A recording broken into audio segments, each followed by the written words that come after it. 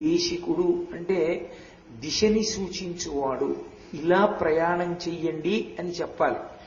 ఆ మార్గము తాను బాగా అధ్యయనం చేసి తాను తెలుసుకుని తాను అనుష్ఠించి తాను ఇతరులకు చెప్పగలిగినటువంటి సమర్థుడై ఉండాలి. అలా కాకపోతే ఏమవుతుందంటే ఏదో మిడిమిడి జ్ఞానంతోటో తెలిసి తెలియకుండానో తాను నమ్మింది యథార్థం అనుకుని చెప్పేయడం మొదలు పెట్టాడు అనుకోండి, ఆ మార్గంలో ప్రయాణం చేయడం మొదలు పెడితే పరమ ప్రమాదకరమైన స్థితికి వెళ్ళిపోతారు. ఆ జీవితం వృధా అయిపోవడం కాదు, చేసిన ఉపాసన ఫలితం లేనిదైపోతుంది. అందుకే గురు పరంపర ఎప్పుడూ కొనసాగాలి. అందుకే మనం గురు పరంపర చెప్పి నమస్కారం చేస్తూ ఉంటాం. ప్రారంభం ఎక్కడో చెప్తాం, మధ్య ఎక్కడో చెప్తాం, ఇప్పుడు మా గురువు గారి వరకు నమస్కారం అని చెప్తాం. సదాశివ సమారంభాం శంకరాచార్య మధ్యమాం అస్మదాచార్య పర్యంతాం వందే గురు పరంపరాం. సదాశివునితో ప్రారంభమైనది అంటే సదాశివుడు అంటే దక్షిణామూర్తి.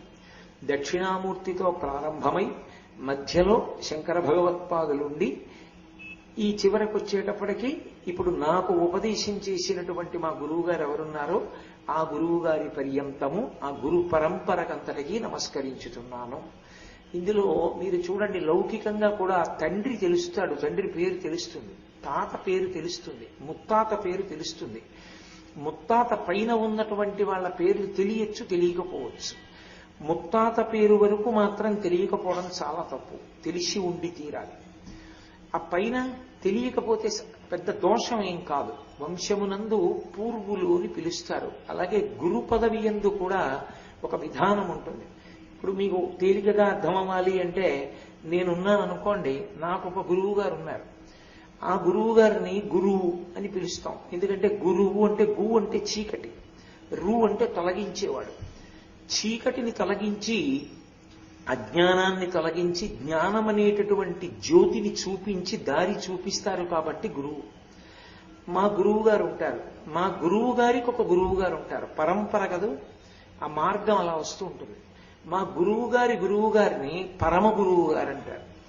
ఉదాహరణకి ఏదో ఈ సంవత్సరం వ్యాస పూర్ణిమకి మా గురువు గారు వచ్చారనుకోండి.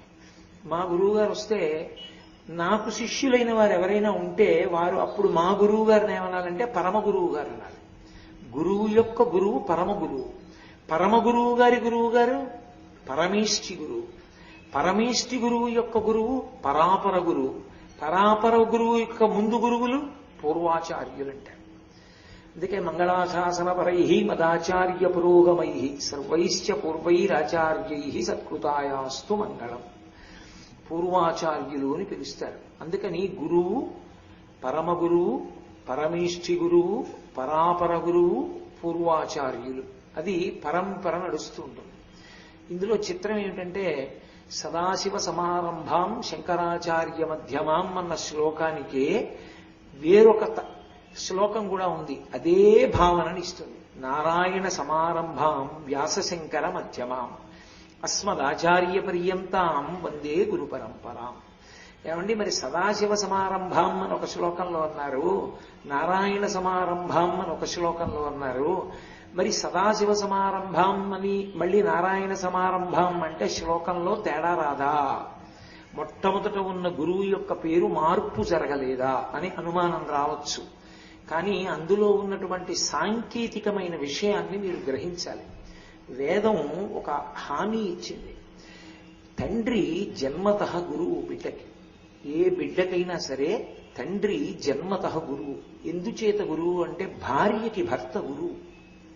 ఇక మళ్ళీ వేరే గురువు గారు అని ప్రత్యేకంగా ఆడదానికి ఉన్నా లేకపోయినా పర్వాలేదు, తన భర్త తనకి గురువు అంతే. యోమే దీనోవా రాజ్యహీనోవా యోమే భర్త సమే గురు తం నిత్యమనురక్తాస్మి యథారూపాం సువర్చల అంటుంది సీతమ్మ సుందరకాండలో. భర్త గురువు. గురువు అంటే పెద్దవాడు అని, దైవం. కాబట్టి గురువు పరబ్రహ్మం. మనం శ్లోకం చెప్తుంటాం, గురుర్బ్రహ్మ గురుర్విష్ణు గురుర్దేవో మహేశ్వర గురు సాక్షాత్ పరబ్రహ్మ తస్మై శ్రీ గురవే నమః. ఇందులో అసలు ఒక పెద్ద చమత్కారం. గురువు బ్రహ్మ, గురువు విష్ణువు, గురువు మహేశ్వరుడు, గురువు పరబ్రహ్మ, అందుకు నమస్కారం అంటే ఆ నమస్కారం గురువు గారికి చెందదు. ఎందుకు చెందదో చెప్పనా? బ్రహ్మగారికి మనస్ఫూర్తిగా నమస్కారం చెయ్యరు. ఎందుకు చెయ్యరు అంటే ఓ కారణం ఉంది. నేను గత జన్మల్లో చేసుకున్న కర్మను అనుసరించి నాకు ఈ జన్మ ఇచ్చేసాడు ఆయన, అయిపోయింది. ఇక నేను కొత్తగా ఇప్పుడు నమస్కారం చేస్తే ఏమిటి వస్తుంది? మళ్ళీ ఇప్పుడు నీ చేసే పాపపుణ్యాలని బట్టే ఆయన నాకు జన్మనిస్తాడు.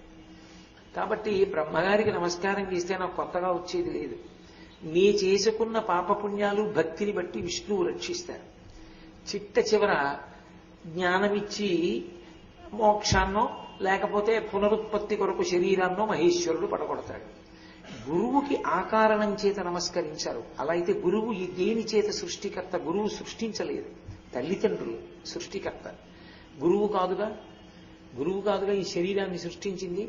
మరి అప్పుడు గురువు బ్రహ్మ ఎలా అయ్యాడు అంటే, బ్రహ్మ శరీర సృష్టి వలన కాదు, బ్రహ్మ జ్ఞానమునిచ్చిన కారణం చేత. గురువు గారు జ్ఞానాన్ని ఇస్తాడు, భక్తిని ఇస్తాడు, భక్తితో కర్మ చేయగలిగినటువంటి స్థితిని కల్పిస్తాడు తన బోధ చేత. కానీ అది మళ్ళీ వైక్లభ్యములను పొందుతూ ఉంటుంది.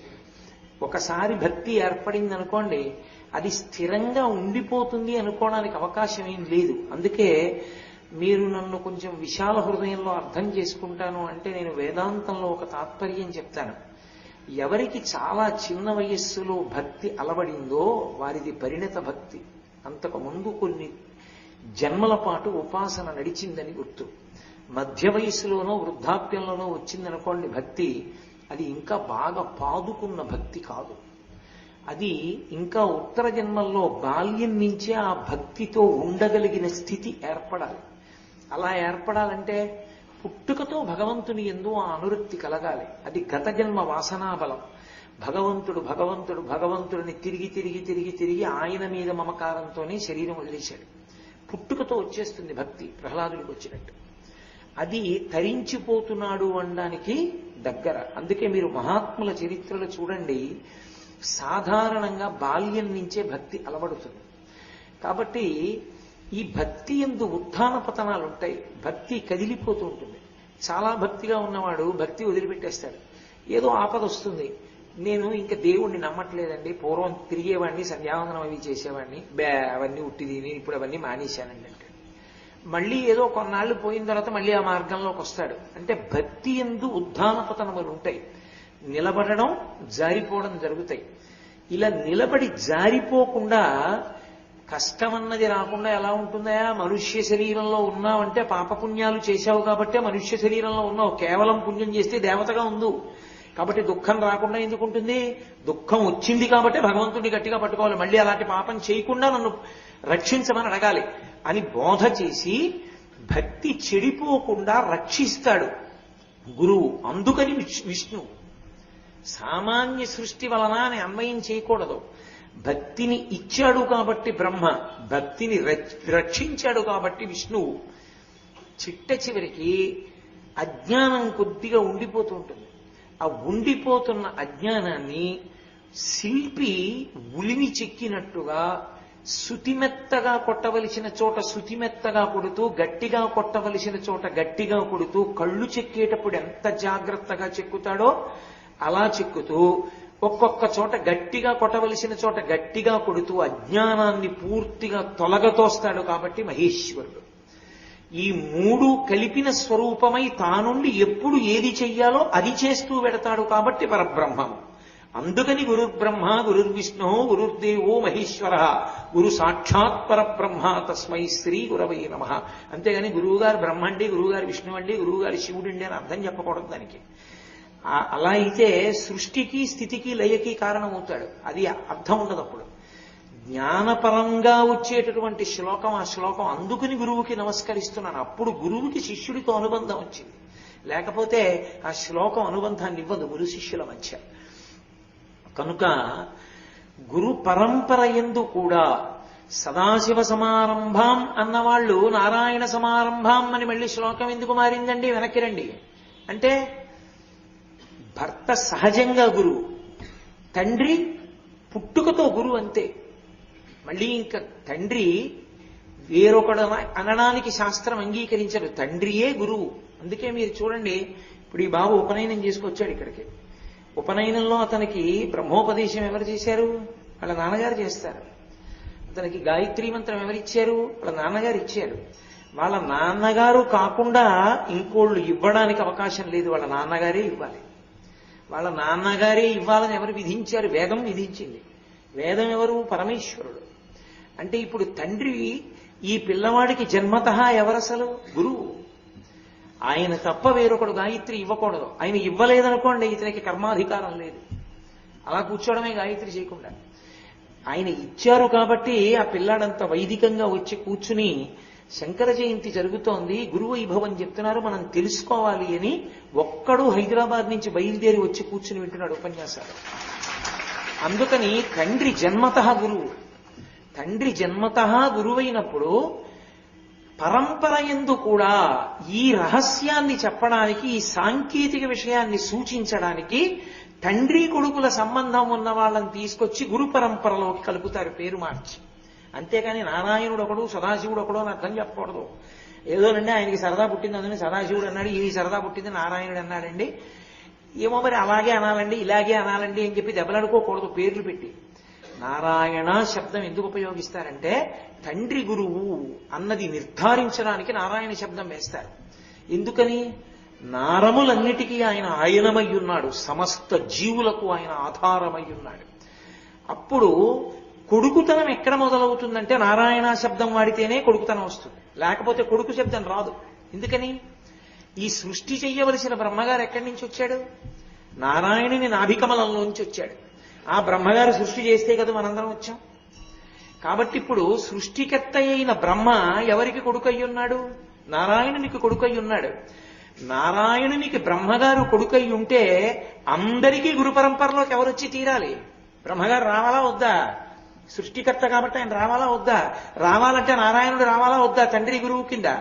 ఈ రహస్యాన్ని సూచిస్తే ఓ తండ్రిని నేను స్వతహాగా జన్మతః నా కొడుక్కి గురువుని. ప్రతి పిల్లవాడు ఏం తెలుసుకుంటాడు? నా తండ్రి గురువు, నా తండ్రి మాట నేను ఔదలదాల్చాలని తెలుసుకుంటాడు. అందుకని నారాయణ సమారంభాం వ్యాసశంకర మధ్యమాం అస్మదాచార్య పర్యంతాం వందే గురు పరంపరాం. శంకరాచార్యుల వారు వైశాఖ శుక్ల పంచమి నాడు కాలడిలో అవతరించారు. ఎంత అవతారమైనా ఆయన కూడా సమాజాన్ని వైదికంగా ఉద్ధరించాలని అనుకున్నారు కాబట్టి వైదిక మార్గానికి కట్టుబడగలిగినటువంటి బ్రాహ్మణ కుటుంబంలో జన్మించారు. ఆపత్సన్యాసం స్వీకరించి శాస్త్రోక్తమైన సన్యాసాన్ని గురువివ్వాలి. శాస్త్రోక్తమైన సన్యాసం తీసుకోవాలి అంటే అటువంటి గురువు గురించి శంకరులు బయలుదేరారు. ఎక్కడ బయలుదేరారు? ఎక్కడో దక్షిణాన చివర ఉన్నది కాలడి. ఆ కాలడిలో బయలుదేరారు. శంకరులెవరు? సామాన్యమైనటువంటి సన్యాసి కారు. కారణజన్ముడు, అవతార స్వీకారం చేసిన వారు. అందుకు అమ్మగారికి వరం ఇచ్చారు. శంకరాచార్యుల వారు అవతార పురుషుడు, కానీ ఆర్యాంబ అవతారం కాదు. ఆవిడ అందరిలాగే సామాన్య స్త్రీ అయినప్పుడు ఆమె అవతార స్వరూపం కాకపోతే ఆవిడ తరించాలి అంటే ఎవరి వల్ల తరిస్తుంది? కొడుకు చేస్తేనే. ఉన్నదొక్కడే కొడుకు. అమ్మ కన్నా గొప్పది ఇంకోటి లేదని నిన్ననే నేను మీకు సన్యాస ధర్మంలోంచి కూడా చూపించాను. చూపించినప్పుడు మరి అమ్మకి చెయ్యాలా వద్దా అంత్యేష్టి, అందుకే చేస్తానని ఒప్పుకున్నారు శంకరాచార్యుల వారు. వారు శాస్త్రాన్ని ఎక్కడా అధిగమించారు. శంకరుల జీవితం మొత్తం మీద శాస్త్రాన్ని ఒక్క అడుగు దాటి వేయడం అన్నది మీకు కనపడదు. అందుకే ఉన్మృధిత కాల లాంఛనం, ఒక్క నల్లమచ్చలేని వ్యక్తి అని పేరు పెట్టారు పద్మపాదాచార్యుల వారు. అంతటి మహాపురుషుడు శంకర భగవత్పాదులంటే. ఆయన బయలుదేరారు. ఎన్నాళ్ళుంటారు? ఆయన 100 ఏళ్ళు ఉంటానని చెప్పలేదు. ఆయన 8 ఏళ్ళు ఉంటానన్నారు. అప్పటికి అయిపోయింది. 5 సంవత్సరాలకు ఉపనయనం అయిపోయింది.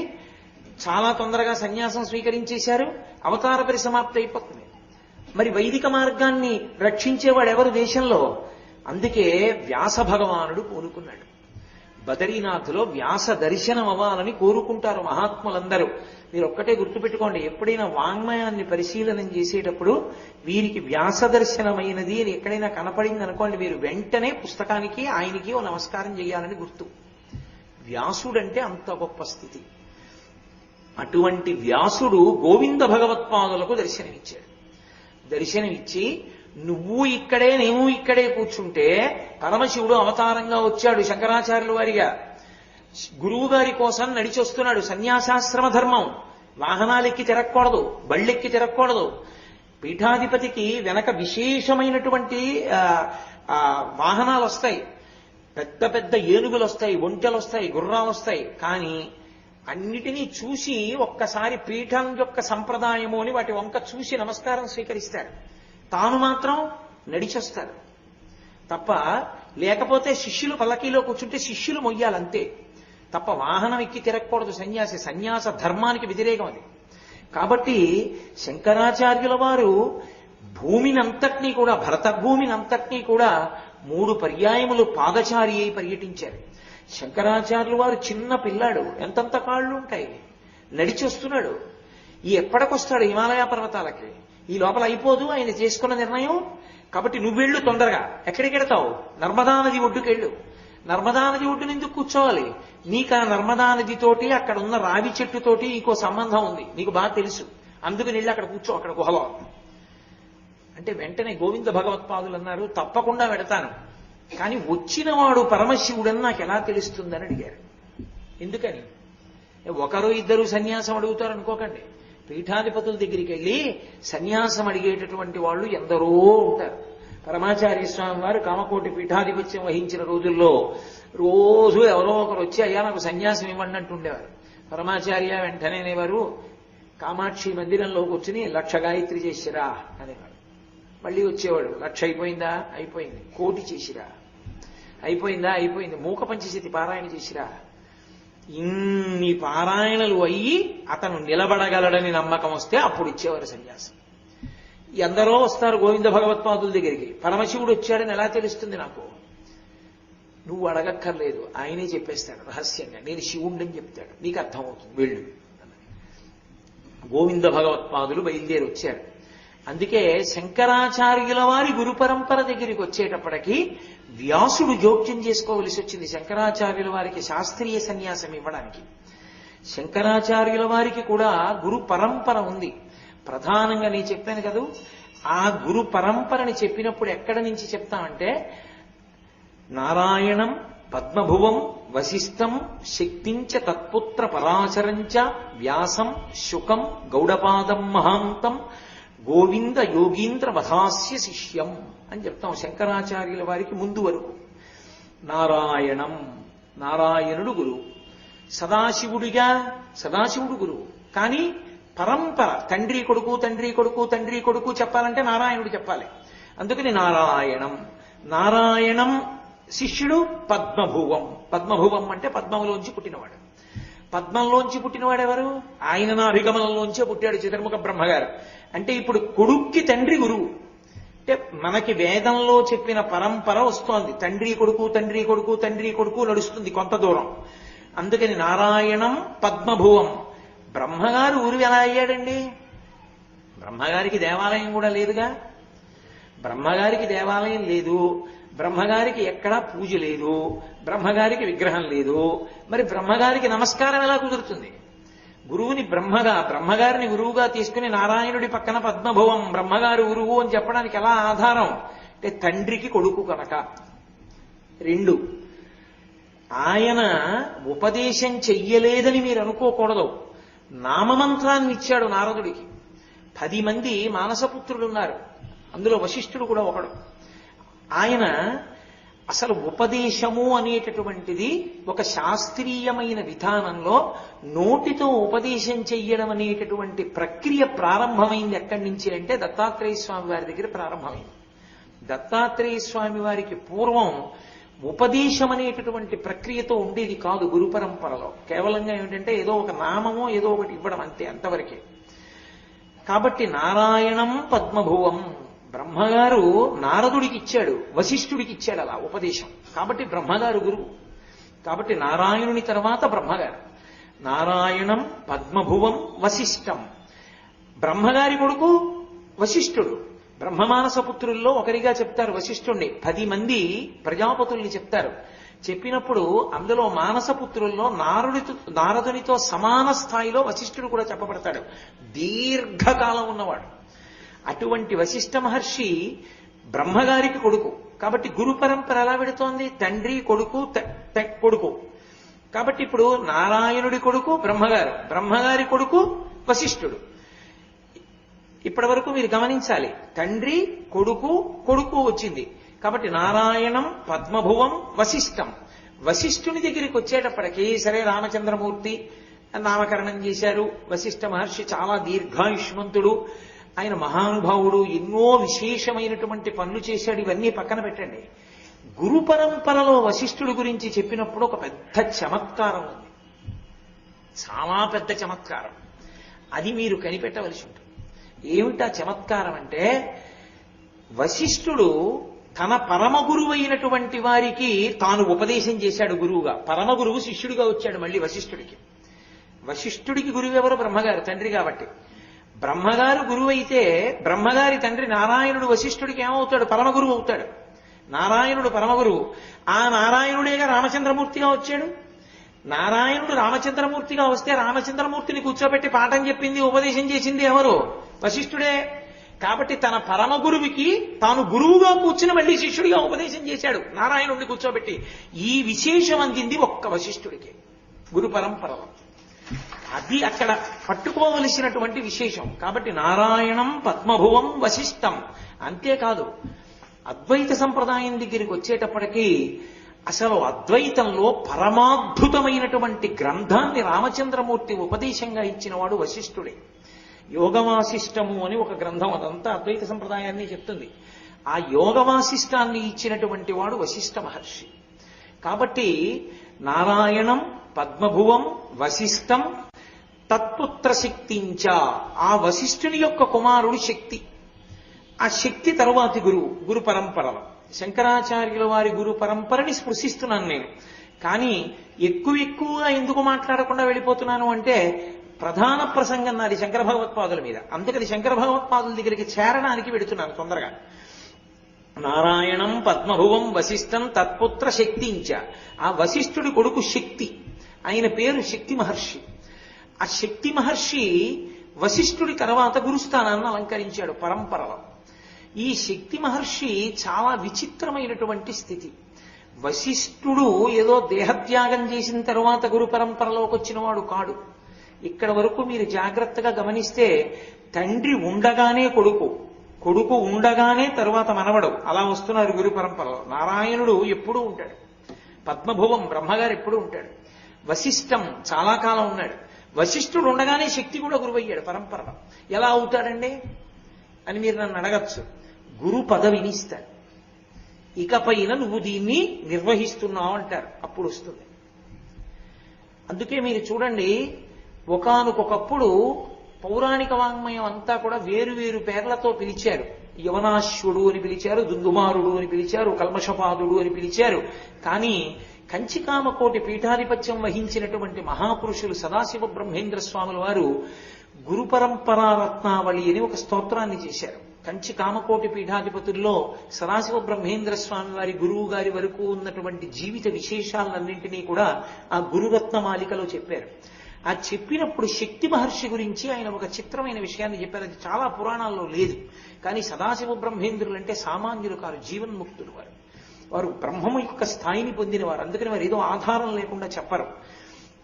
ఒకానొకప్పుడు ఒక మహారాజు ఉండేవాడు. ఆయన యువనాశ్వుడు అనండి, ఏదనండి, కల్మషపాదుడు అని లోకంలో ప్రచారం ఆయనకి. ఆ కల్మషపాదుడు ఒకానొక సమయంలో వశిష్ఠ మహర్షిని భోజనానికి పిలిచాడు. అంతఃపురం ఏదో పితృకార్యానికి వశిష్ఠుడు వెళ్ళాడు బ్రహ్మస్థానంలో. భోజనం పెట్టాడు. భోజనం తింటుంటే వశిష్ఠ మహర్షికి అనుమానం వచ్చింది, భోజనంలో ఏదో తేడా వచ్చింది. గురువు గారికి కోపం తెప్పించి శిష్యుణ్ణి పాడి చెయ్యాలని వంటింట్లో ఒక రాక్షసుడు ప్రవేశించి మనుష్య మాంసాన్ని వండి వశిష్ఠుడికి వడ్డింపించాడు రాజు చేత. ఇది తెలుసుకోలేడా వశిష్ఠుడు? తెలుసుకోగలడు. కానీ అది ఈశ్వరమాయ అన్న మాటకు అర్థం. ఒక చమత్కారం జరగాలి, శక్తి మహర్షి యొక్క గొప్పతనం బయటికి రావాలి. వెంటనే వశిష్ఠుడికి ఆగ్రహం కలిగింది. నాకు నరమాంసం వడ్డించావు, ఎవడు వంటింట్లో దూరాడు, ఎవడు వడ్డించాడు పక్కన పెట్టావు, ఇంటి యజమానిగా నీదే ఆ దోషం. గురువుని నన్ను పిలిచి నరమాంసం విస్తట్లో వడ్డిస్తుంటే నాకు తెలియదండి, ఎవరో వండారంటే కుదరదు, యజమానివి నువ్వే, అందుకు నీకు శాపం ఇస్తున్నాను, నరమాంస భక్షణ చేసే రాక్షసుని మగుదువుగాక. రాజుకి కోపం వచ్చింది. కోపం వచ్చి వెంటనే ఆయన కమండలంలో జలాలు తీసుకుని వశిష్ఠుడిని శపించడానికి సిద్ధమయ్యాడు. ఆయన అంతటి మహానుభావుడు. ఒక పురాణంలో భార్య అనుంది, రామాయణంలో కూడా భార్య అని, తర్వాత కాలంలో కొన్ని చోట్ల మంత్రి అనుంది. ఏదైతే అవనివ్వండి, గురువుని శపిస్తే రౌరవాది నరకాలకు పోతావురా, నీకు శక్తి ఉండొచ్చు కానీ నీ వంశం నశించిపోతుంది. గురువు జోలికి వెళ్ళడం ఏంటి? గురువు జోలికి వెళ్ళకూడదన్నారు. అంటే ఆయన చేతిలో అప్పటికే నీళ్లు పోసేసుకున్నాడు. ఆ నీళ్లు ఎక్కడ విడిచిపెడితే ఆ భాగం కాలిపోతుంది. భూమి మీద పోస్తే భూమి కాలిపోతుంది. కాబట్టి ఇప్పుడు ఈ నీళ్లు ఎక్కడ పోయానని అడిగాడు. నీ మీదే పోసుకోవాలి. తన మీద పోసుకుంటే తన ఒళ్ళు కన్నాలు పడిపోతుందని తన పాదముల మీద పోసుకున్నాడు. పోసుకుంటే కొత్త ఉడికిపోయి ఆ మాంసం బయటికి వచ్చేసి పాదాలు కాలిపోయాయి, వివర్ణమైపోయాయి. అందుకని కల్మషపాదుడు అని పేరు వచ్చింది. ఆ రాజు వశిష్ఠ మహర్షి శాపానికి నరమాంసభక్షణ చేసేటటువంటి రాక్షసుడిగా మారిపోయాడు. మారిపోయి వశిష్ఠుని కుమారుడైన శక్తి మహర్షి కనబడితే ఆయన్ని తినడానికి మీద పడ్డాడు. కొన్ని చోట్ల మింగేడు అని కూడా ఉంది. కానీ గురురత్నమాలికా స్తోత్రాన్ని నేను ఆధారం చేసి మాట్లాడుతున్నాను. శక్తి మహర్షి దగ్గరికి వెళ్ళేటప్పటికీ శక్తి మహర్షి అలా నిలబడ్డారు, వశిష్ఠుని కుమారుడు. ఆయన అలా నిలబడేటప్పటికీ ఆ శక్తి మహర్షి తండ్రి అయిన వశిష్ఠుడు ఇచ్చినటువంటి శాపం వశిష్ఠుడి ప్రమేయం లేకుండా పోయింది. ఆ శక్తి మహర్షిని చూసేటప్పటికీ అతనికి ఉన్నటువంటి ఆ రాక్షసత్వం విరిగిపోయిందంతే. విరిగిపోయి మళ్ళీ రాజైపోయాడు. అంటే శక్తి మహర్షి ఎంత పరబ్రహ్మంగా ఈ భూమి మీద నడిచాడో చూడండి. అంతటి మహానుభావుడు. అద్వైత సంప్రదాయంలో మహాపురుషుడిగా చెప్పబడిన వారిలో ఒకరు శక్తి మహర్షి. అందుకని నారాయణం పద్మభువం వశిష్టం శక్తించ తత్పుత్ర పరాశరంచ. ఆ శక్తి మహర్షి యొక్క కుమారుడు పరాశరుడు, వశిష్ఠ మహర్షిగా మనవడు. ఈ శక్తి మహర్షికి ఈ పరాశర మహర్షి జన్మించేటప్పుడు చిత్రం జరిగింది. శక్తి మహర్షి యొక్క భార్య కడుపులో పరాశరుడు ఉండగా వశిష్ఠ మహర్షి ఆశ్రమంలో కూర్చుని ఉంటే తన కోడలి కడుపులోంచి వేదమంత్రాలు వినపడుతుండేవి. ఏమిటి నీ కడుపులోంచి వేదమంత్రాలు సుస్వరంగా వినపడుతున్నాయని వశిష్ఠుడు తెల్లబోయి దివ్య దృష్టితో చూశాడు. అసలు ఆమె కడుపులో ఉత్పన్నమవుతున్నప్పుడే అతను వేదమంత్రాలు చెప్తూ వేదమంత్రాల లోపల ఆమ్నాయం చేశాడు. తండ్రి అయిన శక్తి మహర్షి యొక్క తేజమైన కారణం చేత అమ్మ కడుపులో పిండంగా తయారవుతున్నప్పుడు వేదమంత్రాలు చెప్పాడు పరాశరుడు. అంతటి మహానుభావుడు.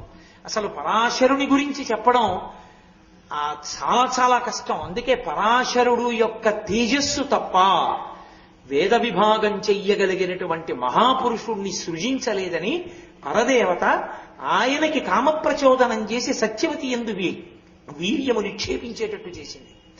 ఆ సత్యవతి కారణ జన్మురాలు. మీరు మహాభారతం ఆదిపర్వంలో విన్నారు. మళ్ళీ నేను ఇప్పుడు వెనక్కి ఎక్కడికి వెళ్ళను. కాబట్టి ఆ పరాశర మహర్షి సత్యవతీదేవి యందు తన తేజస్సుని ఉంచిన కారణం చేత వేరొక మహానుభావుడు ఉద్భవించాడు. ఆయనే వ్యాస భగవానుడు. శక్తించ తత్పుత్ర పరాశరంచ. ఆ పరాశరుని యొక్క కుమారుడు వ్యాసం. పరాశర మహర్షి ఈ లోకానికి అందించినటువంటి గొప్ప కానుకలు రెండున్నాయి. ఒకటి వ్యాస మహర్షిని అందించాడు, రెండు విష్ణు పురాణాన్ని అందించాడు. విష్ణు పురాణాన్ని ఈ లోకానికి అందించిన వాడు పరాశర మహర్షే. అందుకే పరాశర మహర్షికి శంకర భగవత్పాదులు ప్రత్యేక వందనం చేశారు. అంతటి గొప్పవాడు పరాశరుడు. ఆ పరాశర మహర్షి యొక్క కుమారుడు వ్యాసుడు. వ్యాసుడి గురించి నేను ఎంత చెప్పినా తక్కువే. వ్యాసుడి గురించి చెప్పడం ఎవరికీ సాధ్యం కాదు. అసలు వ్యాసోచ్ఛిష్టం జగత్సర్వం, వ్యాసుని యొక్క ఎంగిలి వాంగ్మయం అంతా. అసలు వ్యాసుడు లేకపోతే కటిక చీకటి. ఆ వ్యాసుడే కలియుగంలో ఉండేటటువంటి జనుల ఆయుర్దాయాన్ని దృష్టిలో పెట్టుకుని వేదాల్ని విభాగం చేసి ఒక్కొక్కరు కలియుగంలో 100 సంవత్సరముల కన్నా ఎక్కువ బ్రతకరు. కాబట్టి ఏ వేదాల్లో శాఖని తాను 100 ఏళ్లలో చదవగలడో అది నిర్ణయం చేసి వేద విభాగం చేసిన వాడు, బ్రహ్మసూత్రములను ఇచ్చినటువంటి వాడు, మహాభారతాన్ని ఇచ్చినవాడు, 18 పురాణములను ఇచ్చినటువంటి వాడు మహానుభావుడు వ్యాస భగవానుడే. ఆ వ్యాస భగవానుడి పేరు మీదుగానే గురు పౌర్ణమి చేస్తాం. గురు పౌర్ణమి వాడి పేరు మీద వీడి పేరు మీద చేసేది కాదు. గురు పౌర్ణమి అంటే వ్యాసుడి పేరు మీద చెయ్యాలి. గురువు గారిలో వ్యాసుణ్ణి చూసి నమస్కారం. అది వ్యాస పౌర్ణిమ, అంతేగాని గురు పౌర్ణమికి ప్రతివాడికి నమస్కారాలకి ప్రతివాడికి పూజలు లేవు. గురు పౌర్ణిమ అంటే వ్యాసుడికే పూజ. వ్యాస పంచకం వేసి చేస్తారు. 6 30 నిమ్మకాయల్లోకి ఆవాహన చేసి మంటపాలు వేయాలి, వేసి పూజ చేస్తారు. కాబట్టి ఆ పరాశరుని యొక్క కుమారుడు వ్యాసుడు, వ్యాసుని యొక్క కుమారుడు శుకుడు. ఇక్కడ వరకు మీరు ఒక గమ్మత్తు పట్టుకోవాలి. తండ్రి కొడుకు తండ్రి కొడుకు తండ్రి కొడుకు అలా వెడుతోంది గురు పరంపర. అందుకని నారాయణుడిని తీసుకొచ్చారు ముందుకి. నారాయణం పద్మభువం వశిష్ఠం శక్తించ తత్పుత్ర పరాశరంచ వ్యాసం శుకం. శుకుడి దగ్గరికి వచ్చేటప్పటికి ఇక మిగిలిన వాళ్ళల్లా ఆయన కూడా భార్యతో ఉన్నాడు, బిడ్డలతో ఉన్నాడు అని చెప్పడానికి సావకాశం లేదు. ఎందుకు లేదో తెలుసా? ఈ పైన ఉన్న వాళ్ళ స్థాయి ఒకెత్తు, ఒక్క శుకుడి స్థాయి ఒకెత్తు. ఎందుచేత అంటే నేను మీకు తేలిగ్గా అర్థం అవ్వాలంటే ఒక్క మాటే చెప్పగలను. శుకోత్పత్తి గురించి చెప్తూ మహానుభావులు ఏమన్నారంటే, పరమేశ్వరుడు సృష్టి ఎందుకు చేస్తాడు అంటే కర్మ అనుభవించేటట్టు చెయ్యడానికి. ఇది ఎందుకు అంటే కర్మ అనుభవించడానికి సాధనం. గత జన్మలో చేసుకున్న పాపపుణ్యాలు దీంతో అనుభవించేస్తారు. అలా సృష్టించి సృష్టించి సృష్టించి సృష్టించి కొన్ని కోట్ల కోట్ల జీవరాశులను సృజించి విసిగిపోయాట ఈశ్వరుడు. అసలు అనుభవించడానికి కర్మ లేని పుట్టుకతో జ్ఞానిని ఒకడిని సృష్టిస్తా, అటువంటి మహానుభావుణ్ణి నా సంతోషం కోసం ఒకడిని పంపిస్తానన్నాడు. అలా వచ్చిన వాళ్ళు ఈ లోకంలో ఇద్దరు. ఒకడు వామదేవుడు, 2 శుకబ్రహ్మ. శుకుడికి పుట్టుకతో వైరాగ్యం, పుట్టుకతో బ్రహ్మజ్ఞాని. ఆయనకి ఒకరు చెప్పవలసిన అవసరం లేకపోయింది. ఆ దేవి భాగవతంలో ఆయన గురించి చెప్తూ అంతరిక్షత్వాం అంటారు. ఆయనకి కావలసిన దండకమండలాలు కూడా అంతరిక్షంలోంచి కింద పడ్డాయి. అంతటి మహానుభావుడు. ఆఖరికి ఆయన నడిచి వెళ్ళిపోతుంటే వ్యాసుడు వెంటబడ్డాడు, పుత్రా పుత్రా పుత్రా అని. ఆయన పలకలేదు, చెట్లు చేమలు పక్షులు జంతువులు పలికాయి తండ్రి తండ్రి అని. అదేమిటి అంటే ఆయన బ్రహ్మమును పొందాడు. బ్రహ్మవిత్ బ్రహ్మైవ భవతి, పుట్టుకతో బ్రహ్మమును పొందేశాడు, ఉపనయనం కూడా అవ్వకుండానే. ఆ స్థాయిని పొందినవాడు కాబట్టి బ్రహ్మం అంటే అంతటా నిండిపోయి ఉంటుంది. తండ్రి కొడకా అని ఆయన పిలిస్తే ఆయన బ్రహ్మము అంతటా ఉన్నాడు కాబట్టి చెట్లు పుట్టలు అన్ని వ్యాసుడికి కొడుకై, అన్ని వ్యాసుడికి పుత్రులైపోయే తండ్రిని జగత్తంతా ఇచ్చింది. అంటే శుకుని స్థాయి ఏమిటో మీరు ఆలోచించండి. అసలు శుకుడితో పోల్చడానికి ఇక ఎవరూ సరిపోరు. అందుకే శుకుడి ఒక్కడిది ఒక స్థాయి. అంత అద్భుతమైనటువంటి స్థితిని పొందేసిన వాడు. ఆ శుకబ్రహ్మ తర్వాత వచ్చినటువంటి వాళ్ళు వ్యాసం, శుకం, గౌడపాదం. ఇన్ని మలుపులు తిరిగిపోయింది. శుకుడి వరకు కొడుకులు, శుకుడి తర్వాత శుకుడి కొడుకు కాదు. పరబ్రహ్మ స్థాయిని పొందేసిన వాడికి ఇంకా కొడుకు పుట్టాడని చెప్పడం ఎలా కుదురుతుంది? పుట్టుకతో అంత వైరాగ్యం ఉన్నవాడికి. అందుకే ఇక కొడుకు కాదు గురువు. ఎవరు? గౌడపాదం, సన్యాసి. గౌడపాదాచార్యుల వారు సన్యాసి. శుకాచార్యులు పరబ్రహ్మజ్ఞానం, పుట్టుకతో విశేషమైన వ్యక్తి. అంతకు ముందు వరకు కుటుంబీకులు, అంటే సంసారం చేసిన వాళ్ళందరూ కూడా వచ్చారని చెప్పవలసి ఉంటుంది. కాబట్టి ఇన్ని మలుపులు తిరుగుతోంది. శుకుడి తర్వాత గౌడపాదాచార్యుల వారు వచ్చారు. శుకుడి తర్వాత సన్యాసి అయిన గౌడపాదాచార్యుల వారు శుకబ్రహ్మ దగ్గర ఎలా ఉపదేశం తీసుకున్నారు? ఎలా సన్యాసం తీసుకుని అద్వైత గురు పరంపరలోకి ఎలా వచ్చారు గౌడపాదాచార్యుల వారు? అంటే మళ్ళీ మీరు నేను ఎక్కడ బయలుదేరానో జ్ఞాపకం పెట్టుకోండి. లేకపోతే ఆ రెండిటికి మధ్య ఉన్న సంబంధ కవాటం తెగిపోయిందనుకోండి, నేను ఎట్టెడుతున్నానో మీకు అర్థం కాదు. మీరు ఎక్కడ నేను తెగానో మళ్ళీ ఎక్కడ కలుపుతానో గుర్తుపెట్టుకోవాలి. అంటే నేను మళ్ళీ ఏ గంట తర్వాతో కలుపుతాను దీన్ని. ఇక్కడ శుకబ్రహ్మకి గౌడపాదాచార్యుల వారు శిష్యులు ఎందుకు అయ్యారు అన్నది కదా ప్రశ్న. ఒకానొకప్పుడు శ్రీ మహావిష్ణువు అజపతాండవాన్ని అనుభవిస్తున్నాడు. నేను చాలా శ్లోకాలు విడిచిపెట్టి మాట్లాడుతున్నాను, ఎందుకంటే అది అవదని. అజపతాండవం అన్నది ఒక తాండవం. పరమేశ్వరుడు చేసేటటువంటి తాండవాలు అన్నీ ఒకలా ఉండవు. ఊర్ధ్వతాండవమూర్తి అని ఒక తాండవం, ఆనంద తాండవము అని ఒక తాండవం, ప్రళయతాండవము అని ఒక తాండవం, అజపతాండవము అని ఒక తాండవం. ఇలా బోళ్ళెన్ని ఉంటాయి. ఆనంద తాండవం చిదంబరంలో చేస్తాడు. ఊర్ధ్వతాండవం మీరు ఇప్పటికీ ద్వారకా విడితే శంకరాచార్యుల వారి మఠంలో పైకప్పులో కనపడుతుంది. ఈ కాలు ఆకాశంతో సమానం, అంటే ఈ కింద నుంచో పెట్టిన కాలు ఈ పై కాలు ఒక గీతలా నిలబడతాయి. అలా పైకెత్తుతాడు. చిదంబరంలో కనపడుతుంది. ఊర్ధ్వతాండవమూర్తి పైన చిక్కుంటుంది బొమ్మ. ఆ ఊర్ధ్వతాండవమూర్తిగా ఉంటాడు ఒక్కొక్కసారి. ప్రళయతాండవమూర్తిగా ఉంటాడు. అప్పుడు త్రిశూలం ఇలా వేసుకుని చేస్తాడు. అప్పుడు ఎవరు ఉండరు, సమస్తాన్ని తనలోకి తీసేసుకుంటాడు. మహాప్రళయ సాక్షిణి అని అమ్మవారు అప్పుడు సాక్షిగా నిలబడి ఉంటుందంతే. ఇది అజపతాండవం. అజపతాండవం అంటే పరమేశ్వరుడు ఇష్టం వచ్చినట్టు కాళ్ళు చేతులు కదపడానికి అవకాశం ఉండదు. మీరు ఎంత అవకాశం ఇస్తే అంతే కదుపుతూ చేస్తూ ఉంటాడు. అంతే కదుపుతూ చేయడం అంటే చోటు ఉండదని గుర్తు. ఆయనకి చోటు లేని చోట కూర్చొని ఉంటాడు. కొంచెం ఎడం వచ్చిందనుకోండి కదులుతూ ఉంటాడు. కాస్త కాళ్ళు చేతులు ఊపుతూ నాట్యం చేస్తూ ఉంటాడు. ఎక్కడ చేస్తాడు అలా? శ్రీ మహావిష్ణువు యొక్క హృదయంలో చేస్తూ ఉంటాడు. అజపతాండవం అని ఇప్పటికీ కొంతమంది చేస్తారు. అజపతాండవం అంటే మీకు తేలిగ్గా అర్థం అవ్వాలంటే ఓ మాట చెప్తా. జపం చేయడానికో మంత్రం ఉండదు. మంత్రం లేకుండా కేవలం ఊపిరిని చూస్తారు, ఊపిరి మీద దృష్టి పెడతారు. అప్పుడు అది యోగ విద్యలో ఏమైపోతుందంటే ఒక ముక్కులోంచి వెళ్ళవలసింది ఇంకో ముక్కులోంచి వెళుతుంది. అది పరిశీలిస్తే దొరకదు. ఇక అంతర్ముఖత్వంలోకి వెళ్ళిపోతాడు. అప్పుడు సోహం సోహం శబ్దాలు వినపడతాయి. వినపడుతూ అంతర్ముఖత్వంలోకి వెళ్ళి సమాధిలోకి ప్రవేశిస్తాడు. దాన్ని అజపతాండవం అంటారు. ఆ ఊపిరిని ఒక్కదాన్నే పరిశీలిస్తూ ఉండడంలో అది క్రమబద్ధీకరణకి వెళ్ళిపోతుంది. వేగంగా తీయడు అని తీసి వదులుతుంటాడు. ఆ బాగా తీయడంలో వక్షస్థలం విచ్చుకుంటాడు. వదులుతున్నప్పుడు ముడుచుకుంటాడు. ఈ విచ్చుకుని వదులుతున్నప్పుడు బాగా విచ్చుకున్నప్పుడు శివుడు సంతోషంగా కదులుతాడు. ముడుచుకుపోతున్నప్పుడు ఇలా ఇలా ఉండిపోతూ ఉంటాడు. దీన్ని చూస్తున్నారు శ్రీ మహావిష్ణువు లోపల శివతాండవాన్ని. పరమానందాన్ని పొందేశాడు ఆ శివతాండవం చూసి. ఆయనంత సంతోషం పొందుతుంటే బరువు ఎక్కువైపోయాడు.